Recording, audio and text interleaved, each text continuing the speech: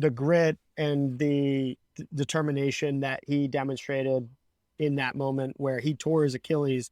He knew it was torn and he was on the court and he didn't want to come out of the game because if there's any chance he could get back into it, he wanted that chance. And if he gets carried off the court in that moment, he's not coming back into the game.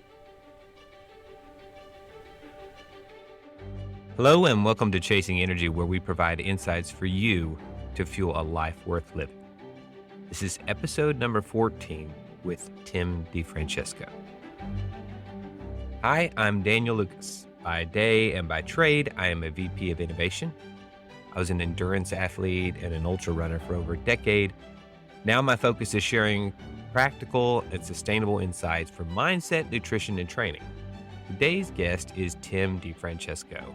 Tim is the president and founder of TD Athletes Edge. He is the former head of strength and conditioning coach of the Los Angeles Lakers. We cover the story about how he got there. And TD Athletes Edge is renowned for its scientific approach to training, nutrition, and recovery for athletes and fitness enthusiasts. He also has the Basketball Strong podcast. I put links to all these in the show notes, including Tim's Instagram channel, which we cover in great detail during this podcast. Before we get started, major ask of you, if you have not already, it is time to post a review. I have not had any reviews in a while. It would be helpful for me. I would love to read it online, especially those of you who were thoughtful enough to respond to my request online about what questions to answer, Tim. I think I got to most all of them that were asked. There is one that I did not get to, and I will put some advice at the end of the episode on that. You know, one of the things that I am struggling with right now is whether to keep the show as it is or start changing it up a bit. And one of those changes is I'm constantly doing experiments on myself and observing them on others. And in the case of this show, it's a lot about mindset, nutrition, and training. And I'd like your feedback. I'm actually thinking about doing a bit more of a feedback session in between episodes of what is or isn't working. If you have some ideas on that, please feel free to DM me on Instagram. That'd be great. Tim Difrancesco, thanks for being on Chasing Energy today, making time to be here and share the message of healing and therapy with everybody. How you doing today, buddy? Doing great. Thanks for having me, Daniel. Yeah. I'm grateful, man. And you have quite the resume of being the strength and conditioning coach for LA Lakers, correct? And a hell of an Instagram channel. Man, what a great value add. If people just get one thing from this interview, add him to your Instagram channel. And I can't think of hardly any better example of better value for your time. If you want to have an argument for why there's value in social media, follow Tim's Instagram channel, and you will see it is very much a value add source. It's straight to the point. You can bookmark the exercises for anything you're struggling with. And that is a big part of why I asked you to be on here, is just how much information you have, what a content library you have. Thank you. Yeah, it's all true. Yeah, bro. no, it's something that with the Instagram for me, it's really the best platform and way that I have to reach the most amount of people with what I think is such a hurdle for a lot of people, is sort of this cycle of going from one nagging injury to the next and hoping and crossing fingers that you're solving it and not necessarily always getting evidence-based back information on how to solve it. And so being able to get out nagging injury solutions and different mini routines of a nice warm-up for before you go to bed or whatever it may be, nose to toes, and looking at that kind of thing and thinking about just trying to cut the noise out in between training, fitness, rehab, and that kind of thing, and give some really easy, people can grab these posts, as you said, and just take them and run with them and insert them into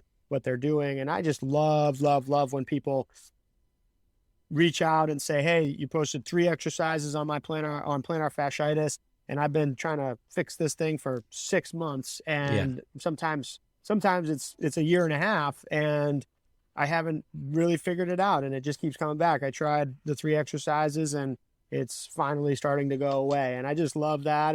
And so it's a place where I will post up there every single day, Hmm. and you can count on that, and it'll be something that if I were I look at it this way: if I were on the other side of that and I was checking in there, I would want something. I'd be looking for something that I could take away. So Yeah. that's what I try to do.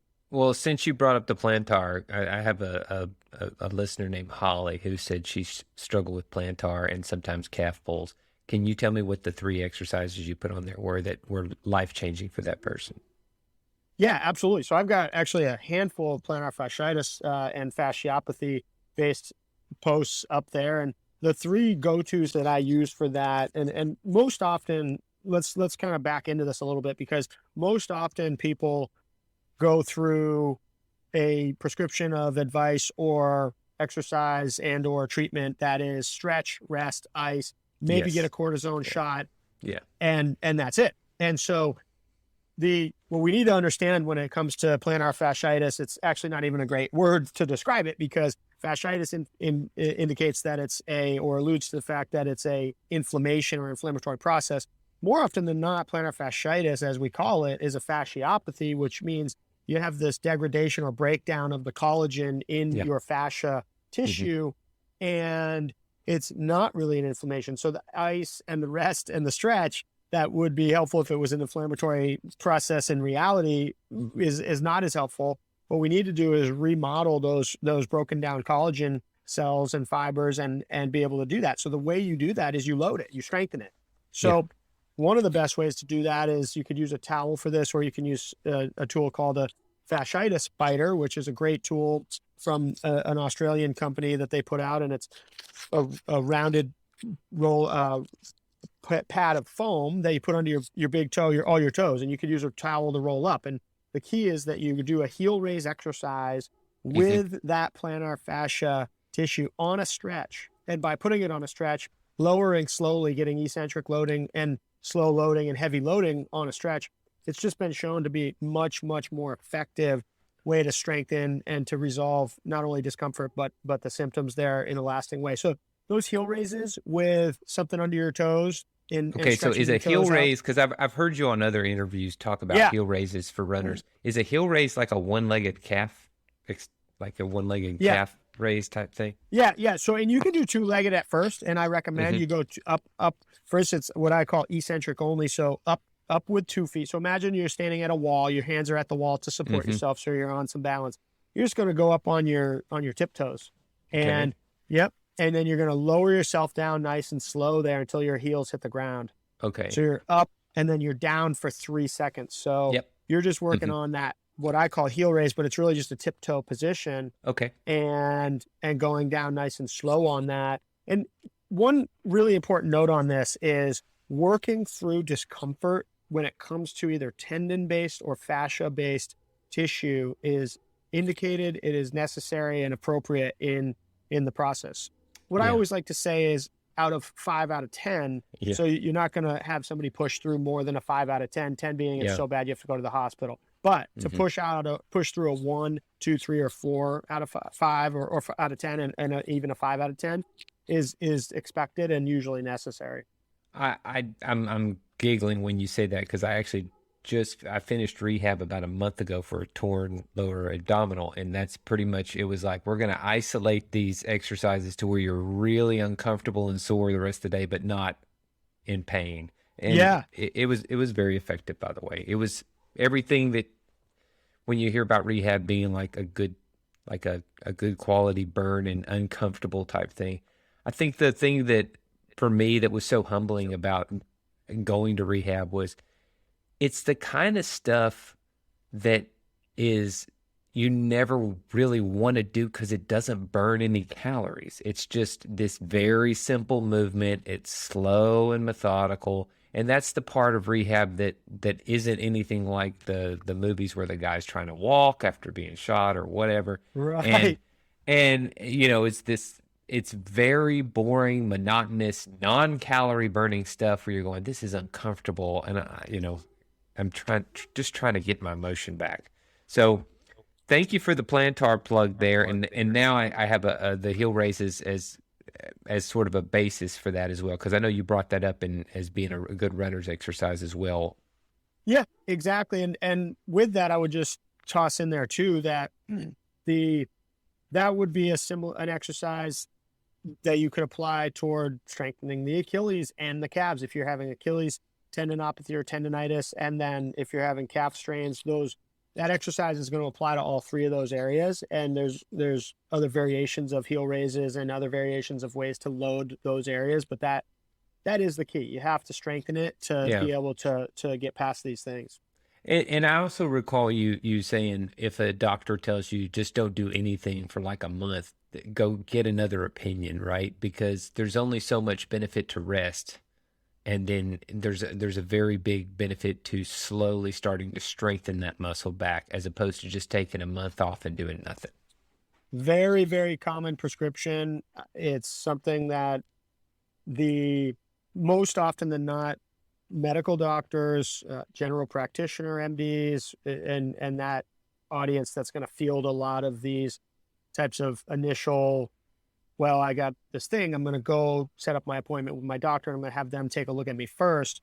And they're really, that's not what they do. The side of it of what we do next and how we resolve this is not really their forte. And it's not that they're not great at what they do. They're great at the front line of assessing, diagnosing, and being able to maybe solve things through surgery if they're an orthopedic surgeon or whatever it is.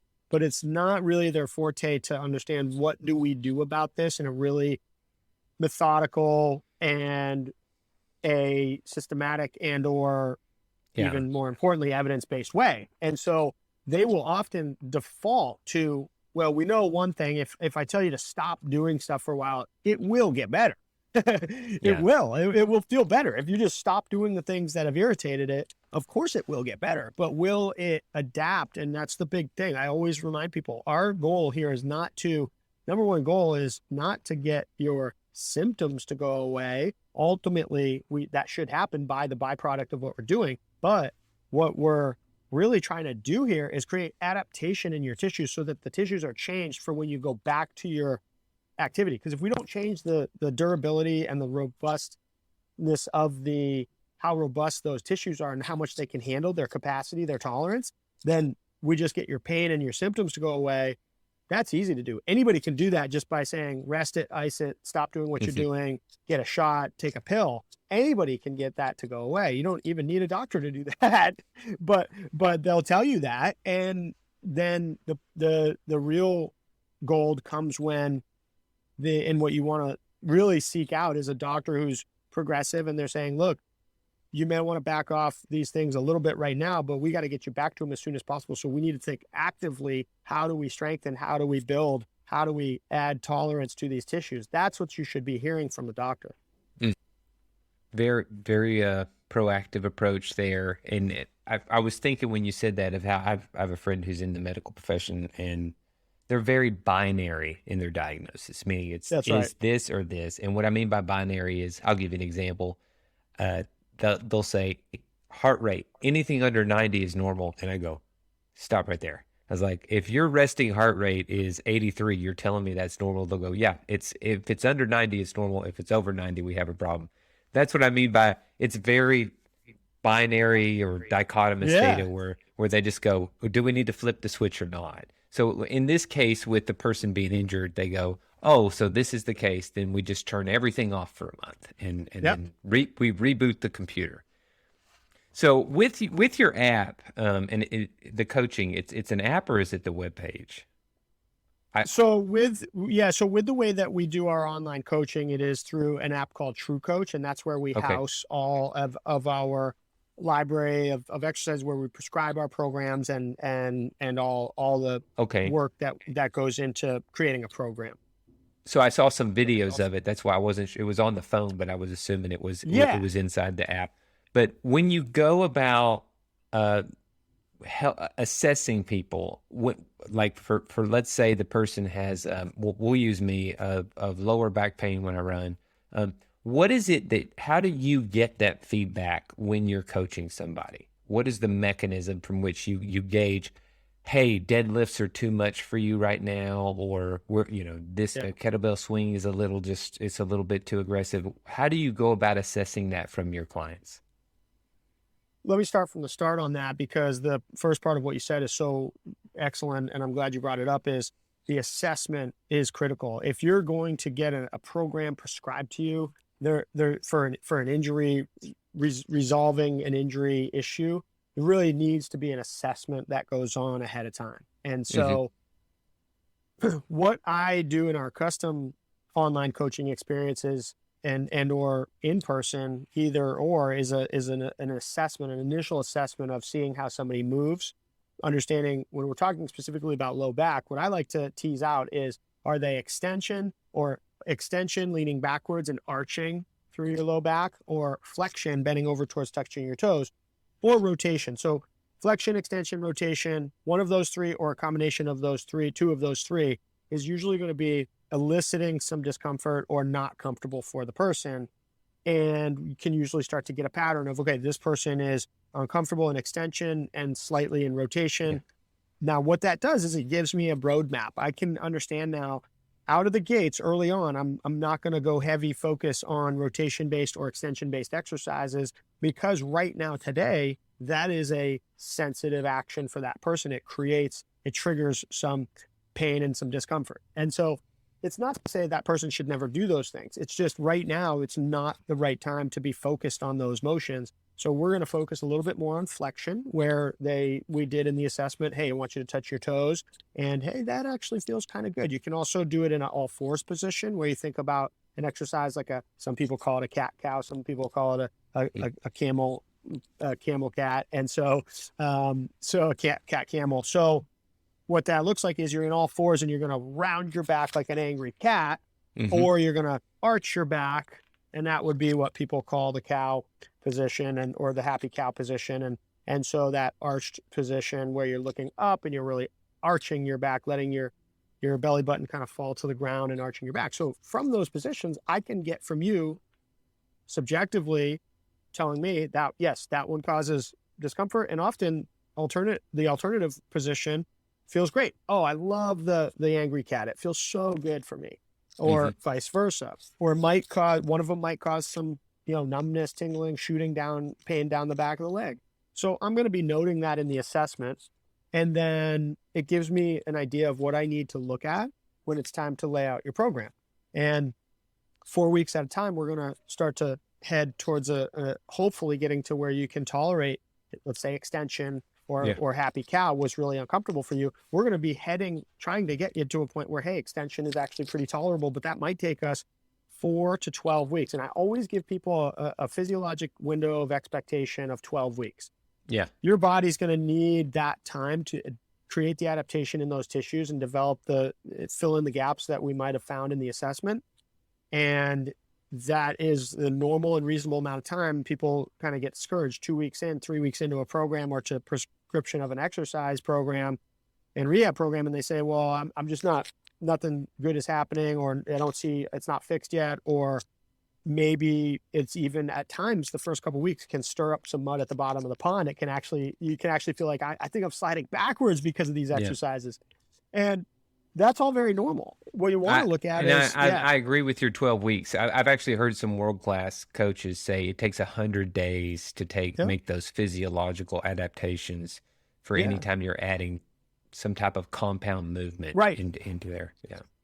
Yeah, And on totally. your cat cow, I did notice on some of your videos you'd sort of played off the cat cow to where you hyperextend backwards to build in a little bit more, whether it's one leg in the air or you're just bouncing back. So I like how you're taking something which is time tested as yoga, and then you're playing with it and saying, how do we take that cat cow to the next level? No doubt. Very good use. So much influence from the different. To me, it's all movement. It's all strengthening or movement Hmm. that we're talking about, and it could be flexibility. It could be more loading and strengthening, but it's all movement. And then not all movements are great for all people at Mm.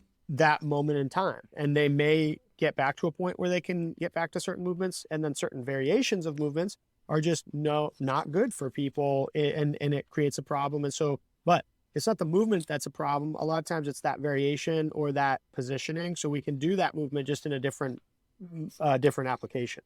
Yeah, which is one of the dangers of someone saying, I'm going to go jump into a 1 hour power yoga class and because I For want to work on my sure. One core. size And fits all. And all of a sudden it doesn't fit that one size. exactly. Yeah. Very good points here. So I know we kind of jumped ahead because I was so excited, but let's unwind a little bit and say, tell me a little bit about your experience that got you to where you are, your story, and what drives you to be so passionate about helping people be at their best in terms of physical prowess. For me, I can pinpoint it back to one galvanizing moment, and I didn't know it at the time, but I now look back and say it really does go back to that moment where I get goosebumps thinking about it. And that moment was where I was an undergrad at Endicott College in Beverly, Massachusetts, small Division III school. I played basketball there. I went there to get my license in athletic training and sports medicine. And what happens at a small Division III school like Endicott is, and this is getting better, but at the time when I was in undergrad in the early 2000s, is that there wasn't a strength coach. There was an athletic trainer, and that athletic trainer is there to tape ankles, and they're overseeing hundreds of athletes, and it's basically they're doing triage. And so they may have some ability and qualification to prescribe strength and conditioning programs, but they don't have time, that's for sure. So my basketball coach asked me, he said, look, you're in this field, you're headed in this direction as a early freshman, sophomore, and said, look, it's on you to set up the strength and conditioning programs for our team and get us ready. And then so that the head coach could focus on coaching. And at first, I think it was very overwhelming for me. I loved the challenge, but I was also was getting started. I didn't have a lot of knowledge or time in the trenches of building a comprehensive strength and conditioning program, but I took my best stab at it. I poured through everything I could get my hands on and figure out, okay, where do you start? And I'd hate to go back and look at some of these programs, but what happened from that is I had my own teammates coming up to me at the end of our training camp and preseason time and saying, I don't know how you put that together or what that even was, but I've never felt so ready for a season in my life.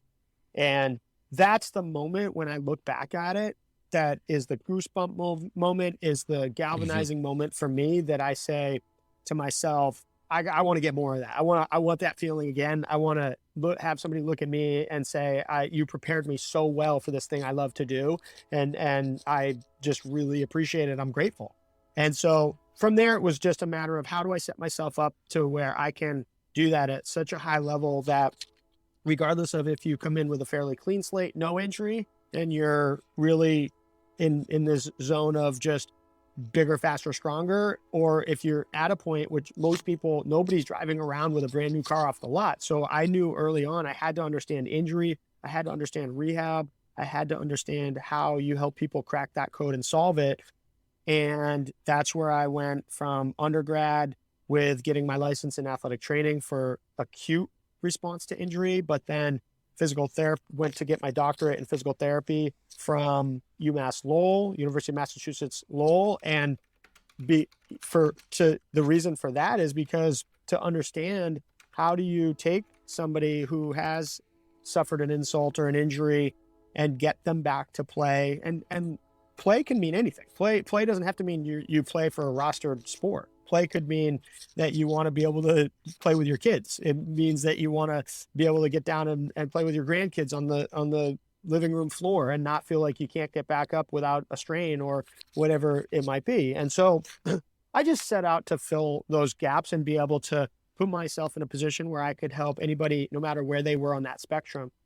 What that led me to was, now I had an undergrad in athletic training for that acute ability to acutely address and assess an injury as it happens on the field, on the court, that kind of thing, as athletic trainers do. I then go 3 years to get my doctorate in physical therapy, and I have a great understanding for what happens in the rehab process once the injury is over and how you take somebody through that early stage, mid stage, late stage rehab the last piece for me was understanding how to take somebody to return to play, return to sport, or return to their activity and their life. And so that's the piece where getting my CSCS, Certified Strength and Conditioning Specialist, certification, and understanding that strength and conditioning side of it, and being able to sort of hand off a person to any of those three zones that they might be in, and speak the language fluently in all those areas. That really took me. Funny story, I was in PT school, and one of my close classmates said, we were outside of a practical exam, and I can remember him saying this to me, hey, I think over the next month I'm going to study for and take the CSCS exam. That is that Certified Strength and Conditioning Specialist exam through the National Strength and Conditioning Association. Very, very credible and gold standard level certification in the strength and conditioning world. And I was so focused on just making sure, seeing if I could pass the practical in front of me, and just stay on the outrun the train on the tracks that is PT school, physical therapy school, and how many exams we have coming at us and how much work I had in front of me there. I said, look, I don't even know about that. I'm just trying to make sure I get through what I'm faced with right now, and kind of brushed it off, but pretty quickly realized that, yeah, that was going to be a really nice trifecta and rounded out my ability to understand that strength and conditioning side. And once I graduated from PT school, I dove full steam ahead into that strength and conditioning space, and almost really began to recalibrate my mindset of how I looked at myself as a clinical professional. I think a lot of PTs, they get done with PT school, 7 years of school minimum, 6-7 years, and undergrad, grad school combined. And you're saying to yourself, I'm going to be a PT and I'm going to pound my drum about me being a doctor of physical therapy as much as possible, because I just earned this. I just paid a lot of money. I just spent a lot of time, and I'm a physical therapist, excuse me. And for me, it didn't matter to me that how I was viewed or what I looked at myself as. I was actually really happy looking at myself, and fell more in love with the strength and conditioning side, and really quickly began to look at myself as a strength and conditioning specialist or a strength and conditioning coach that happened to have a PT background. Whereas a lot of PTs, they struggle with that. They may go take that CSCS exam or get a certification in strength and conditioning, and then they say, yeah, but I'm a PT with a strength and conditioning background. They never really own that strength side, that strength and conditioning side. Whereas I was just really happy to do it. So kind of filling in the gaps there. That was just sort of a little insight into my mindset as I was going through. But I get done with PT school, and I'm working as a PT at a small outpatient PT clinic outside of Boston. And then I started up TD Athletes Edge, and really did that in my off hours. I was working 60 plus hours as a PT at this clinic. And then in another 20, 30 hours building up TD Athletes Edge from scratch. We started TD Athletes Edge outside of in a tunnel of a batting cage facility that we would rent, and put up a blue tarp so that baseballs didn't hit my early clients. And as we were doing dynamic stretches and warm-ups and workouts, and I was buying dumbbells and barbells on Craigslist, one dumbbell at a time, and one would be rusted and one would be brand new, and that kind of thing. But just really put it together. And suddenly I am sort of chipping away at this with my brother and kind of building it up. And I got a opportunity through my former high school basketball coach. He calls me and he says, hey, I'm taking a job out in Bakersfield, California with the Bakersfield Jam, which was in the NBA D-League Developmental League at the time. And he was taking an assistant coach job there. And he said, I'm wondering if your brother or anybody he wasn't even really calling for me because he thought I was too focused and entrenched in a full-time job plus starting a business. He said, we're looking for an athletic trainer and a strength coach for the team out here. And I said, you know what? I'm at a spot right now where I didn't have kids. I was really craving an opportunity at that point in my career to work with within a team setting. And I said, I can do it. I can do it. My brother can run the what we're trying to do with the small business we were starting with TD Athletes Edge at the time. And I'm ready to leave this clinic anyways. And I'll be in Bakersfield in a month. And so packed up, moved across the country, and was in Bakersfield, California before I knew it. And in minor league sports, and just wearing a ton of hats and doing that whole scene with Bakersfield. And that was a great experience for me. I really didn't take that job just to get a job, so that a lot of people go into minor league sports thinking, okay, this is my first step towards getting a job at the pros. Yeah. And for me, I was really saying, hey, this would be great for me because I get to go be in a team rostered athlete basketball setting. Basketball was always my love. And I get to apply some of the trade that I've learned. And from there, basically, things fell into place. I was in the right place at the right time, doing the right things. And we were the affiliate.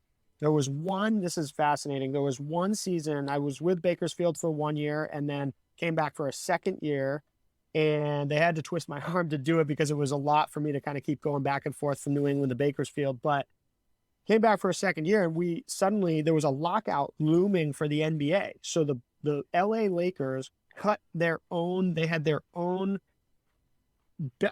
developmental league team or minor league team that they cut from their budget, and they cut the team. So they didn't have a team, but the NBA said, well, wait a minute, you have to be affiliated with a minor league team. So they said, fine, we'll be the next closest one in Bakersfield. So suddenly we're affiliates of the LA Lakers. LA Lakers send some players down. I did my best with them. And before I knew it, or without me knowing it, I was on the radar of Gary Vitti, who's the legendary athletic trainer. For 30 years, he was the athletic trainer of the LA Lakers. He went to 12 NBA finals and has 8 championship rings during his time with Magic and Kobe and everybody else. And Gary contacts me. He said, look, I've been hearing from our players what you've been working on them with, and I love where you're approaching it from. And I am desperately looking for a person to run my weight room who has a physical therapy background. And from there it was, I had what he was looking for, and he said, when can you start? And I said, yesterday. When the Lakers call you kind of get ready. You're in a 3-point stance. You're ready to go. And I'll tell you, it was not hard getting we weren't married at the time, but my wife, and now it was not hard convincing her to go from Bakersfield, California, which is just farms and oil land, to Manhattan Beach, California. That was an easy sell. So I'd say suddenly we were with I was working as the head strength coach with the Lakers and had 6 great seasons with the Lakers. And at some point within that process, I just really had this itch and this desire to get back to what I originally started in that batting cage and buying dumbbells and barbells on Craigslist and build out what is TD Athletes Edge. We now have a 6,000 square foot facility. I have a team of over any given time between 10 and 15 full-time employees and coaches. And we are really now able to do what I set out to do, which was to reach people more than just 15 rostered NBA players in a way that we could help them to train and solve nagging injury issues and get stronger the right way. And if it's rehab they need, that's fine. If it's strength and conditioning they need, that's what we do. Do you have an official mission statement for TD Athletes Edge? Like what is at the core, what is your mission? Yeah, our mission is to help athletes. And one thing that we say is that all humans are athletes. Help athletes to get strong and stay strong for the long run. And that's the piece that I think for us, we find that a lot of athletes are led down a short run based approach. And we're looking at this as this is the long game. It's our ability and our skill set and our knowledge sets to be able to enrich the lives and empower people. And that's something that we're always looking to do. We're not looking to tell you, well, we could help you, but you'd have to come and lay on our table and otherwise we can't really help you. We can do manual therapy. We can offer you many different strategies and things like that. But our job and the way we look at it is, what are the things we can do for you? And that's why it ties back to my Instagram page is those are all things that I'm looking to empower people with. Yeah. You can go on there and take it and stop doing this sort of guessing DIY process or relying on manual therapists to go have a chiropractor work on you every once a month. And when you're not with them, you're in trouble and you feel great while you're on their table. Well, that's not a very empowering process.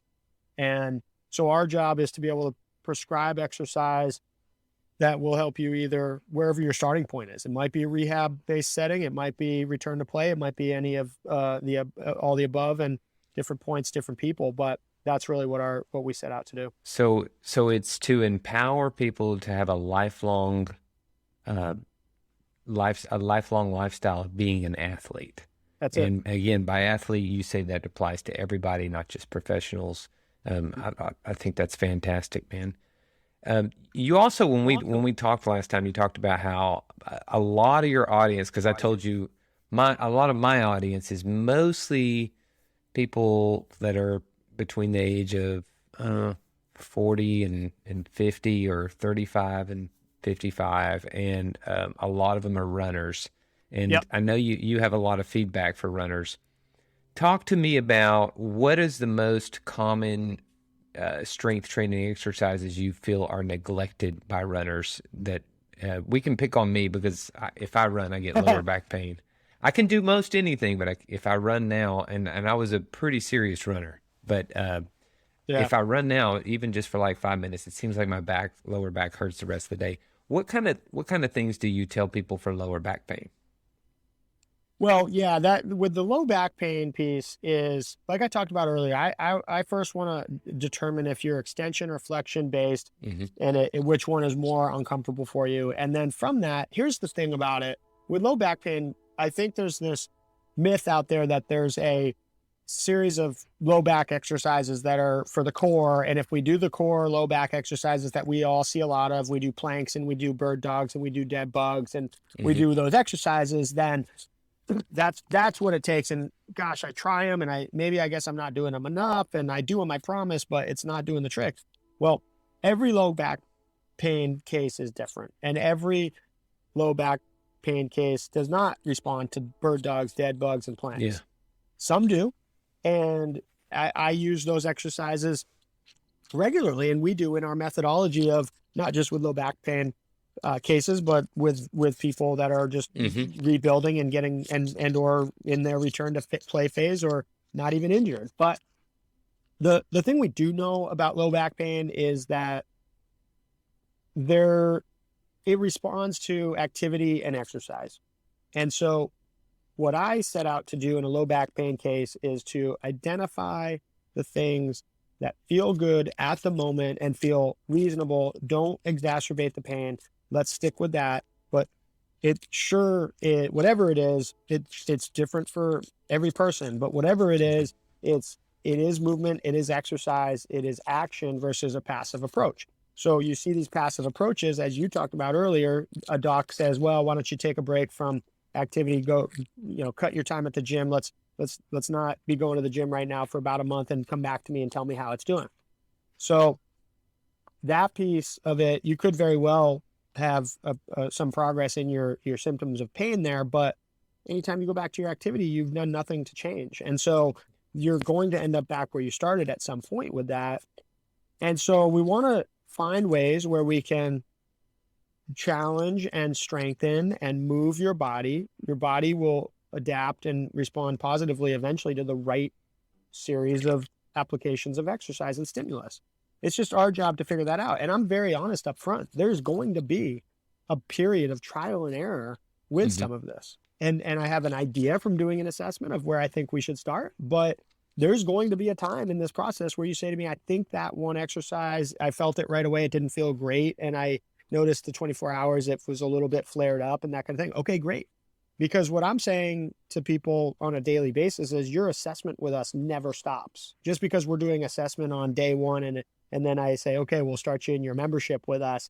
Your assessment never stops. Your assessment is every workout we do with you. It's us assessing how your body is responding to what you're doing. Your body's going to tell me where we need to go. I'm going to have breadcrumbs from the assessment. I'm going to have an idea of where I believe we should go, but we're going to change course based on what your body's telling us.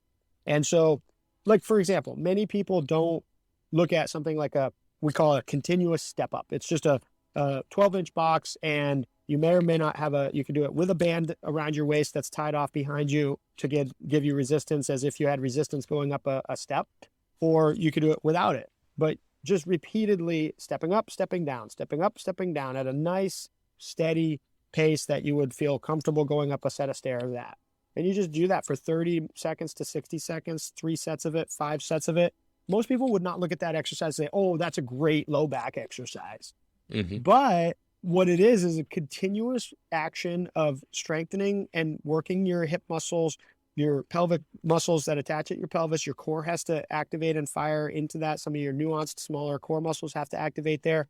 Your muscles of your low back, of your extensor muscles, what's called your erector spinae muscles, all those muscles have to be active during a basic action of going up a stair. Mm-hmm. And so we're going to put them in a position that's not taxing them. It's not overloading them, but it is working them. It is moving them. It is having them create action and motion. And that could be a great exercise for somebody having low back pain. Yeah. And that's where I think people just get caught up in this thing of, well, that bird, like we talked about, the bird dog, the dead bug, and the plank stuff didn't work for me. I'm doomed. My low back case is never going to go away. So that's how I really look at a low back pain case, and then we let that case tell us where we need to go with it from there. And it's not to say I'm not going to include dead bugs, bird dogs, and planks with that person. I might. It's just what that person's body's telling us is working in that case. Right. So it's one dimension of the assessment that leads you. Yeah. Okay. Yeah. So let's talk a little bit about you. You obviously have some background with professional athletes. Tell us about we want to feel mortal here. Tell us about a professional athlete that you know of that was injured and struggled much like we do, and you were able to sort of rehab them.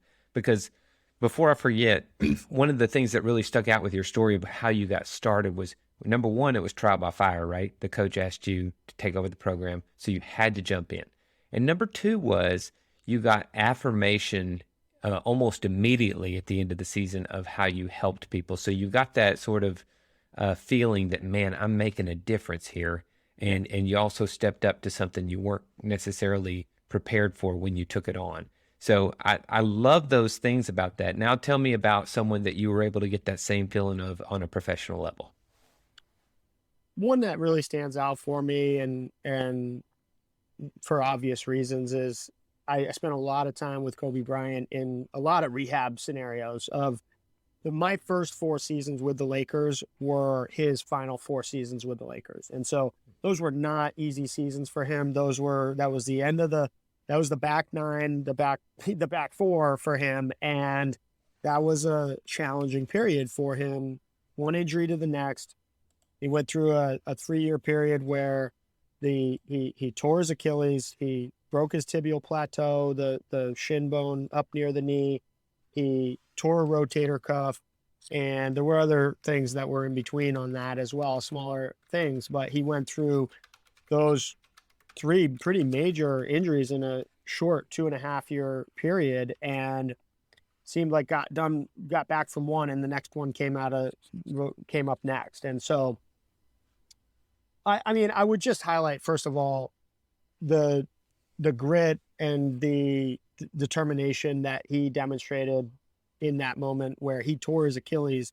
He knew it was torn, and he was on the court, and he didn't want to come out of the game, because if there's any chance he could get back into it, he wanted that chance. And if he gets carried off the court in that moment, he's not coming back into the game. So he shoots his free throws with a torn Achilles, which you'll never see that in professional basketball again. I can nearly guarantee it. And I can remember as he comes off the court, he's back in the locker room, he's letting it sink in, and he had to make a decision. He was at a really prime point for that injury to happen, to say, you know what, it was a good run. I mean, it was an incredible run. It was a Hall of Fame run. I've done what I needed to do here. What else do I have left to prove? And, I think it's time. And he decided in that locker room, and his girls were on his lap, and he decided in that locker room, I'm going to be the one that decides when I'm done with this game, not this injury.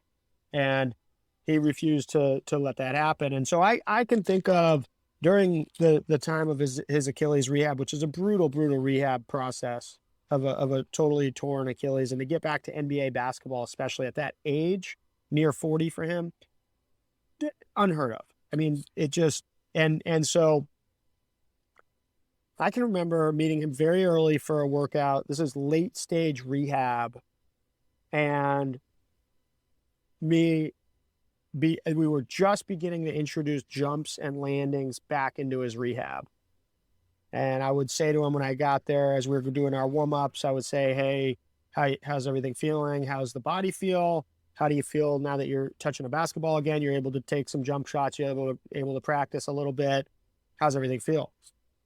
And what he said to me there was just, it just epitomizes what allowed him to propel into the career he did and do what he did with a lot of odds against him. And look, I'm not a Kobe defender. I do have a deep connection with Kobe. I did, and I knew him in ways that other people didn't. He's not a perfect person, and he was the first to say that. But one of the things he had in spades was this ability to look the tiger in the eye, as I say, and look at that rehab process. And at that moment, he says to me, I feel incredible. I mean, he barely could jump on a 6-inch box. And he's saying to me, I feel incredible. I feel like I could score 80 points every night if for the moment I get back into that league and I get back into that game, the first game I get back. He literally felt that way. He said it to me almost in a way that I very quickly realized he wasn't joking, but it was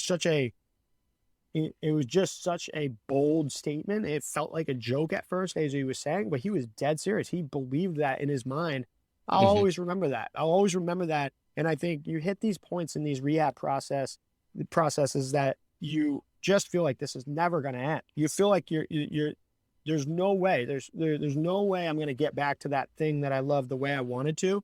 If he did begin to let some of that creep in, he just had this ability to tamp it down and say, that's not going to happen on my watch. And I'm going to not only get back, but I'm going to get better. I'm going to get back better than I ever was, to the point where I feel like I could score 80 a game. And so that was something that really stood out for me. I think another one, Meta World Peace, or formerly Ron Artest, and I think it's Meta Sandiford Artest now. And so he was a guy also who I had with the Lakers, and he had a great career, and it was, he had a lot of controversy in his career based off of an incident that happened where he got into a fight in the stands, and a lot of people held that against him, but he was a sweet individual who just refused to do anything to not turn over any stone and get better. And I loved working with him, but he was hurt, and he was out of shape and hurt when I came into the Lakers, and he was coming off of the lockout year, and he just let himself go.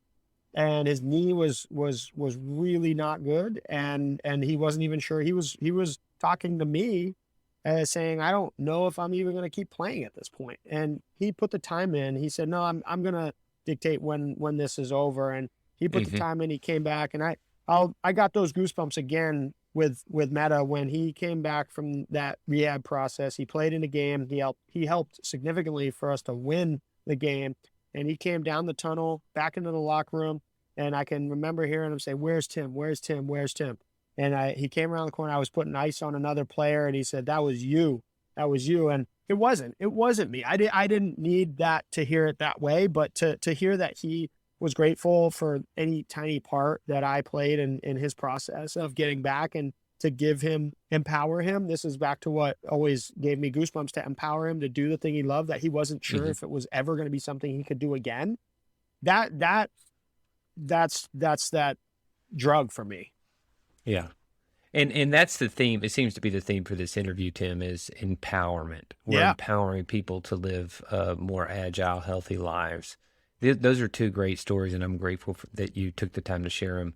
I'm curious, do you ever give people any type of nutritional insights at all?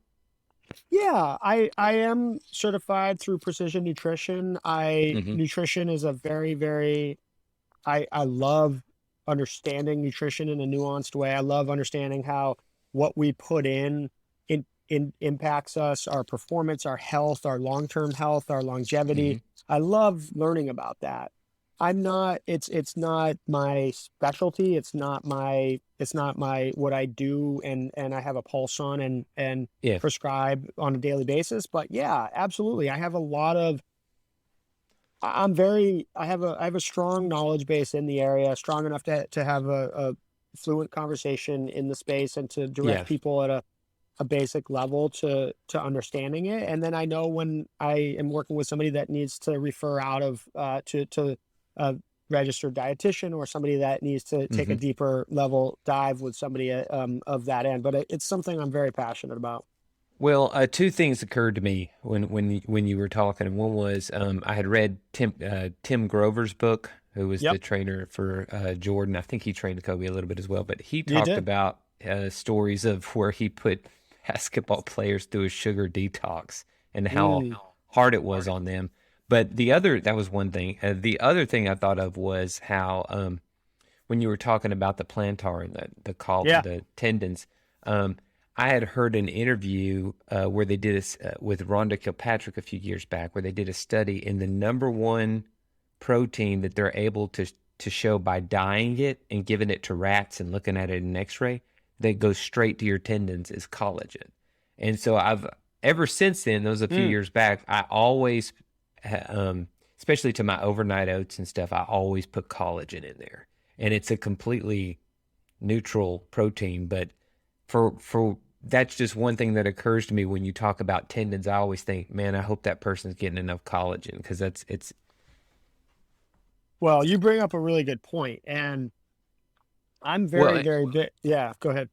I was just going to say that just like when you say not all back programs or injuries are the same, I also think not all forms of protein are the same either. But Such a good point. But what I think a lot of people don't realize when it comes to tendons, ligaments, the surfaces of our joints where hmm. we're diagnosed with arthritis or degeneration of the cartilage on the edges on the surfaces of our joints and things that we just feel like, oh, we're doomed. We've got doctor says I have arthritis. There's Yeah, nothing I can do for it. Well, there is. You can strengthen and load your joints by doing things like squats and load bearing exercise and mechanical loading of your joints is one of the best ways to your those joint surfaces will can respond by having that collagen tissue that is naturally on the surfaces of your joints. You think of a chicken bone and the glossy that's right. round Yeah. edges, and though so being able to supplement with collagen is a great option for any really. I mean, everybody is different, of course, but that's a foundational piece of any human and the cellular level of any human. And so Hmm. when you look at it a little step further, I had a chance to work very closely with Dr. Kate Shanahan, who has written a great book called Deep Nutrition and has a new version coming out soon or already did.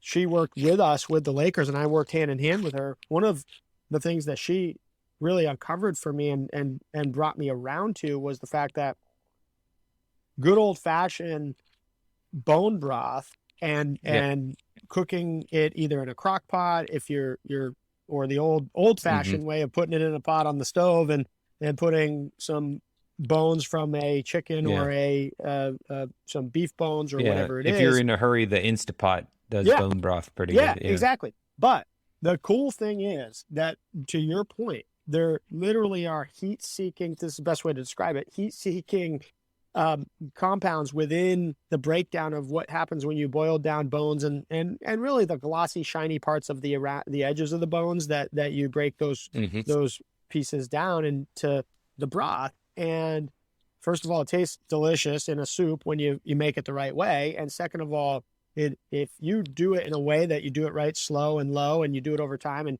you put that thing in the fridge and you see it gets almost like a jello the next day, that means there is literal gold in there for your joints. And those compounds, somehow, they don't really know how it does it, but they have heat-seeking ability to find the joints in your body that need a little extra dose. And so Absolutely, man. it's really powerful. And to your point too, a lot of people don't look at bone broth or collagen as a protein, but it is. It's and so it kills a couple birds with one stone in that sense. But it's a really, really powerful tool. Yeah, absolutely. And it's gaining some popularity amongst people who are trying to look younger too, for their skin elasticity and things like that. Sure thing. Tim, this has been a gold mine of information. I'll kind of throw this question at you real quick.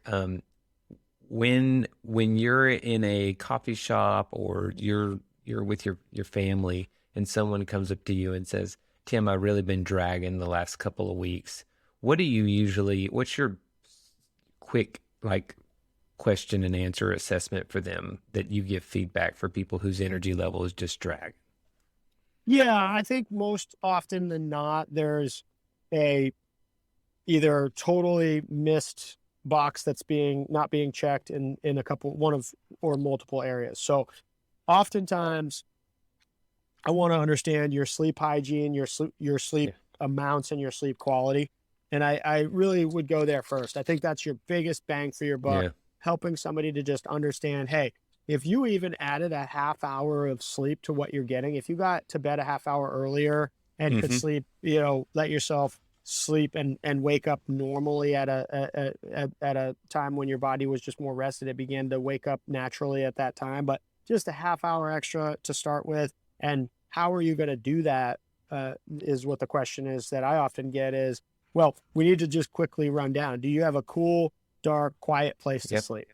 And what are you doing for your bedtime routine? It doesn't have to be earth shattering. You could be a warm shower. I read a magazine. I turn down the lights a little bit and I listen to some music that is some calmer wind down type music for 15, 20 minutes. And I notice my eyes get heavy and I put the magazine down and I shut the light out.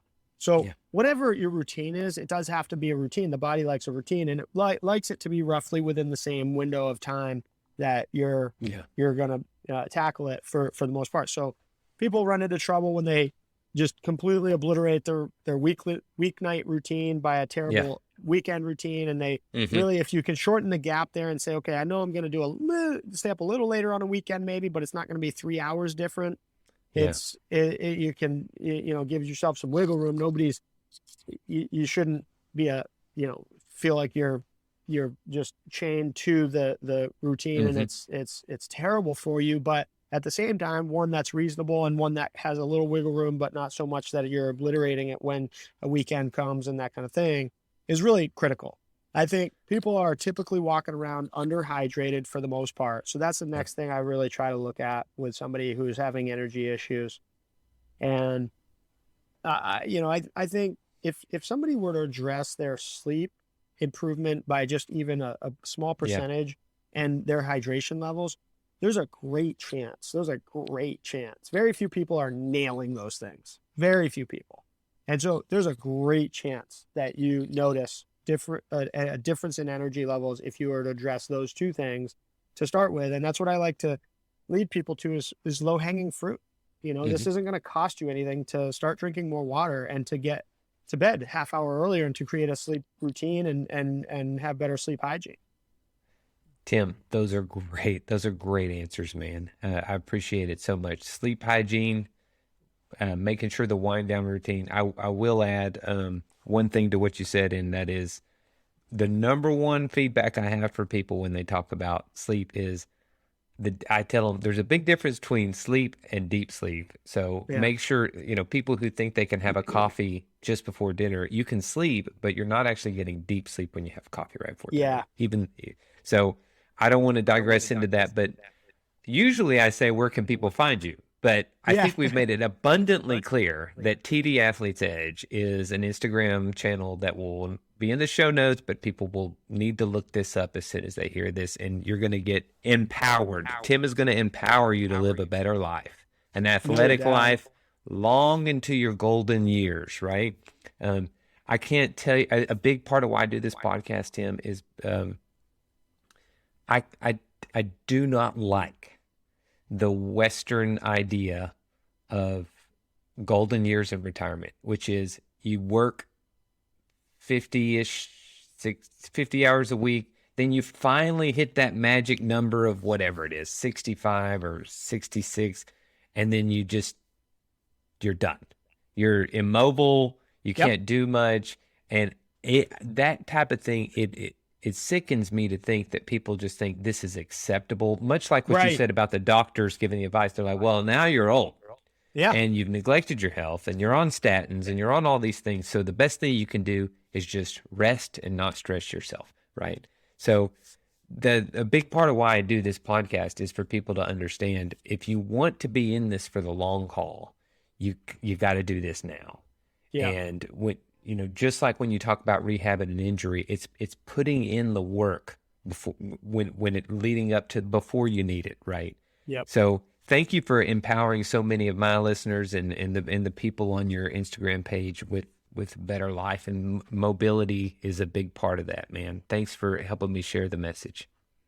My pleasure, Daniel. This has been an absolute blast, and I'm thrilled to be on, and I love to help people to cut through the noise and get to what's going to help them to be stronger, stay stronger longer, and do what they love to do. Tim empowers you to separate the signal from the noise and get healthy. All right, man. Thanks so much. Yeah, thank you. So that wraps up this episode. I do want to say one more time, thanks so much to Tim Difrancesco for sacrificing so much of his time to make this appointment and share his message. Jason had asked me about shin splints on the questionnaire, and I get that question a lot, actually, from runners that are starting out. My advice for shin splints is it's actually a musculoskeletal adaptation. So the answer there is it's all about slowly turning up the knob on your training. So if you're not an experienced runner, it means you literally need to start by keeping a stopwatch and adding 2 or 3 minutes of running a day until your body begins to adapt. If you have extra weight, I would not recommend that you use running to necessarily lose that weight, because what you need to do there is be as easy on your joints as you can. So with shin splints, I would say start by making sure you're at more of a target weight for running, and then adding in small amounts at a time.